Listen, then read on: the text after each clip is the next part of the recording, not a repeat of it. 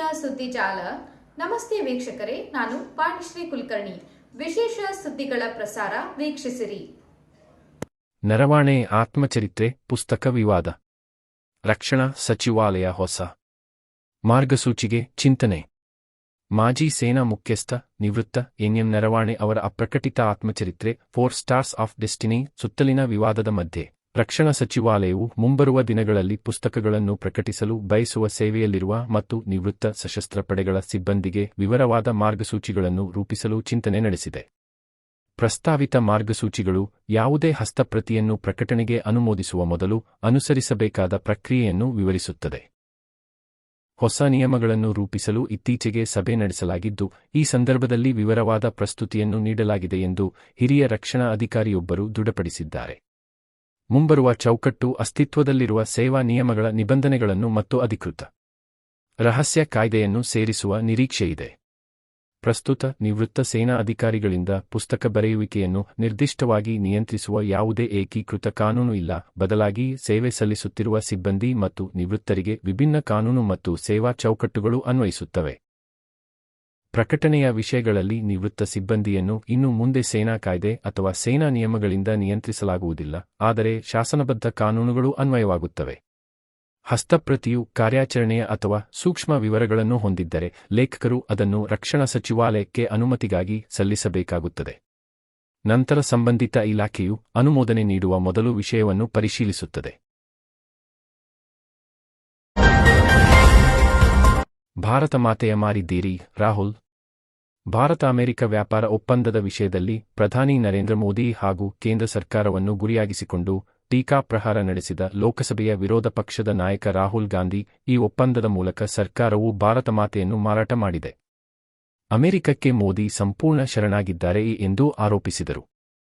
ಕೇಂದ್ರ ಬಜೆಟ್ ಕುರಿತು ಲೋಕಸಭೆಯಲ್ಲಿ ಬುಧವಾರ ನಡೆದ ಚರ್ಚೆಯಲ್ಲಿ ಪಾಲ್ಗೊಂಡು ಸುಮಾರು 50 ನಿಮಿಷ ಮಾತನಾಡಿದ ಅವರು, ಈ ಒಪ್ಪಂದವು ಭಾರತದ ಇಂಧನ ಮತ್ತು ದತ್ತಾಂಶ ಸುರಕ್ಷತೆಗೆ, ಜವಳಿ ಮತ್ತು ಕೃಷಿ ಕ್ಷೇತ್ರಗಳಿಗೆ ಹಾನಿ ಮಾಡುತ್ತದೆ.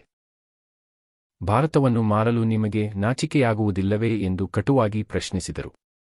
ಸಾಮಾನ್ಯ ಸಂದರ್ಭಗಳಲ್ಲಿ ಪ್ರಧಾನಿಯವರು ದೇಶವನ್ನು ಮಾರುವುದಿಲ್ಲ ಎಂಬುದು ನನಗೆ ತಿಳಿದಿದೆ. ಅವರು ಭಾರತವನ್ನು ಏಕೆ ಮಾರಿದ್ದಾರೆ ಎಂಬುದು ನಿಮಗೆ ತಿಳಿದಿದೆ. ಅವರ ಮಿತ್ರ ಗೌತಮ್ ಅದಾನಿ ವಿರುದ್ಧ ಅಮೆರಿಕದ ನ್ಯಾಯಾಲಯದಲ್ಲಿ ಪ್ರಕರಣವಿದೆ. ಪ್ರಧಾನಿಯ ಕತ್ತಿನ ಮೇಲೆ ಅಮೆರಿಕದವರ ಹಿಡಿತ ಬಿಗಿಯಾಗಿದೆ. ಪ್ರಧಾನಿ ಕಣ್ಣಿನಲ್ಲಿ ಭಯ ಕಾಣಬಹುದು ಎಂದು ವ್ಯಂಗ್ಯವಾಡಿದರು. ಇಲ್ಲಿ 2 ವಿಷಯಗಳಿವೆ. ಮೊದಲನೆಯದು ಎಪ್ಸ್ಟೈನ್ ಫೈಲ್ಸ್.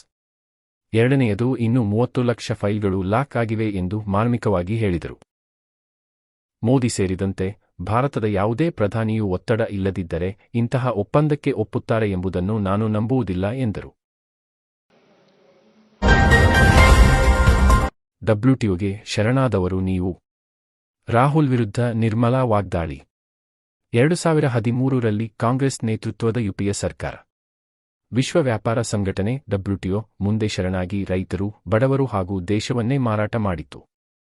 ಈಗ ನೋಡಿದರೆ ವ್ಯಾಪಾರ ಒಪ್ಪಂದ ಕುರಿತು ಹೇಗೆ ಮಾತುಕತೆ ನಡೆಸಬೇಕು ಎಂಬ ಬಗ್ಗೆ ರಾಹುಲ್ ಗಾಂಧಿ ನಮಗೆ ಉಪದೇಶ ಮಾಡುತ್ತಿದ್ದಾರೆ ಎಂದು ಹಣಕಾಸು ಸಚಿವೆ ನಿರ್ಮಲಾ ಸೀತಾರಾಮನ್ ಅವರು ಲೋಕಸಭೆಯಲ್ಲಿ ವಿಪಕ್ಷ ನಾಯಕ ರಾಹುಲ್ ಗಾಂಧಿ ವಿರುದ್ಧ ಬುಧವಾರ ವಾಗ್ದಾಳಿ ನಡೆಸಿದರು.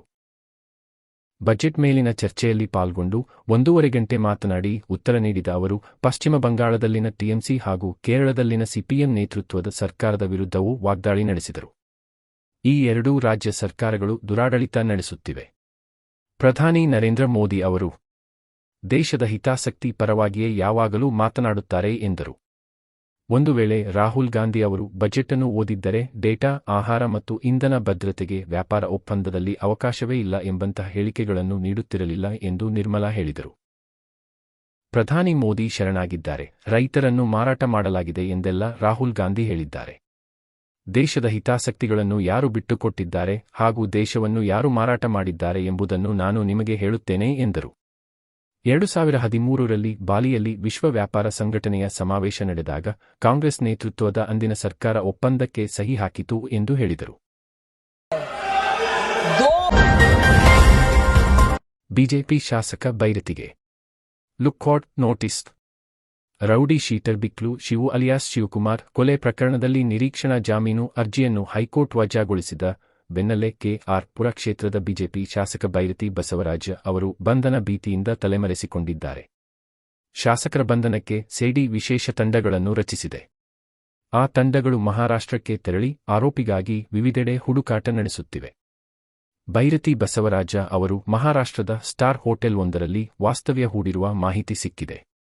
ವಿಶೇಷ ತಂಡಗಳು ಅಲ್ಲಿಗೆ ತೆರಳಿವೆ. ಅವರು ವಿದೇಶಕ್ಕೆ ಪರಾರಿಯಾಗದಂತೆ ತಡೆಯಲು ಲುಕ್ಔಟ್ ನೋಟಿಸ್ ಜಾರಿ ಮಾಡಲಾಗಿದೆ ಎಂದು ಸೇಡಿ ಮೂಲಗಳು ತಿಳಿಸಿವೆ. ಕಳೆದ ಡಿಸೆಂಬರ್ನಲ್ಲೂ ಭೈರತಿ ಅವರು ನಿರೀಕ್ಷಣಾ ಜಾಮೀನು ಕೋರಿ ಹೈಕೋರ್ಟ್ನಲ್ಲಿ ಅರ್ಜಿ ಸಲ್ಲಿಸಿದ್ದರು. ಆಗಲೂ ಅರ್ಜಿಯನ್ನು ಹೈಕೋರ್ಟ್ ತಿರಸ್ಕರಿಸಿತ್ತು. ಇದಾದ ಬೆನ್ನಲ್ಲೇ ಶಾಸಕರನ್ನು ವಶಕ್ಕೆ ಪಡೆದುಕೊಂಡು ವಿಚಾರಣೆ ನಡೆಸಲು ಸೇಡಿ ಪೊಲೀಸರು ಸಿದ್ಧತೆ ನಡೆಸಿದ್ದರು. ಆ ಸಂದರ್ಭದಲ್ಲೂ ಶಾಸಕರು ತಲೆಮರೆಸಿಕೊಂಡಿದ್ದರು. ಮತ್ತೊಮ್ಮೆ ಮೇಲ್ಮನವಿ ಸಲ್ಲಿಸಿದಾಗ ಶಾಸಕರ ವಿರುದ್ಧ ಬಲವಂತದ ಕ್ರಮ ಬೇಡ ಎಂದು ಹೈಕೋರ್ಟ್ ಸೂಚಿಸಿ ಆದೇಶ ಕಾಯ್ದಿರಿಸಿತ್ತು. ಪ್ರಕರಣದಲ್ಲಿ ತನಿಖೆಯ ವಿಧಾನದ ನಿರ್ಧಾರವನ್ನು ತನಿಖಾ ಪ್ರಾಧಿಕಾರದ ವಿವೇಚನೆಗೆ ಬಿಡಲಾಗಿದೆ. ಹೀಗಾಗಿ ಭೈರತಿ ಅವರಿಗೆ ನಿರೀಕ್ಷಣಾ ಜಾಮೀನು ನೀಡಲಾಗದು ಎಂದು ಹೈಕೋರ್ಟ್ ಪುನರುಚ್ಚರಿಸಿದ್ದು, ಶಾಸಕರಿಗೆ ಬಂಧನದ ಭೀತಿ ಎದುರಾಗಿದೆ.